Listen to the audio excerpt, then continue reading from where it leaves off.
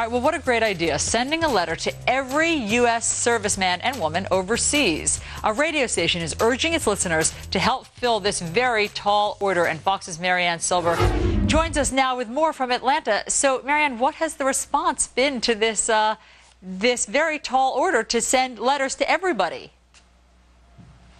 Well, according to the DJs here at the radio station Q100 in Atlanta, this has been overwhelming. They're so surprised at how many letters they've received. Right now, they figure they've got about 250,000. They need 125,000 more. Right now, there are volunteers here going through these letters and bundling them, getting them ready to be sent out. And I wanted to show you this. There are letters coming in from everyone, from little first graders all the way up to the governor's office. That's a letter from the governor of the state of Georgia, Sonny Perdue.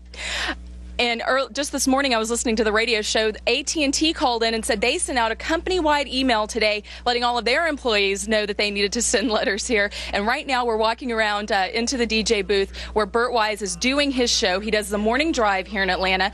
It was their idea to put all of this together and try to get people to send letters in. And a lot of churches, schools, corporations, everybody's pitching in. This is amazing. This is going to go to every service member who is serving overseas right now on Thanksgiving.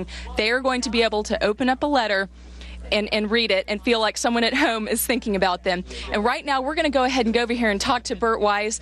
He is in the middle of his show, but we are going to ask him a couple of questions. And my question earlier was, how did you come up with this idea? Well, all of us in one of our post-show meetings decided that we wanted to do something for the military, but it was one of these projects where we kind of were confused on how we could do one thing for everybody, 375,000. You can't do something large for everybody on that scale.